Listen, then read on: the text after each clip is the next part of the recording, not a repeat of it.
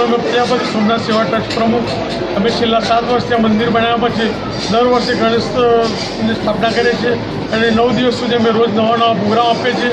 આજે છેલ્લા દિવસમાં અમે ગંગાપુરને વેશભૂષાવાળી ભજન મંડળી લાવ્યા છીએ. આવતીકાલે પણ અમે ખૂબ જ સારી રીતે વિસર્જન કરવાના લાઇટ ડીજે સાથે અમે વિસર્જન કરવાના છીએ. અમે 7 દિવસ 9 દિવસ સુધી ખૂબ જ ધામધૂમથી રોજ નવા પ્રોગ્રામ આપે છે. અમારા દરેક પક્ષોને ગણપત દાદા મનોકામના પૂર્ણ કરે એવી અપેક્ષા રાખે છે.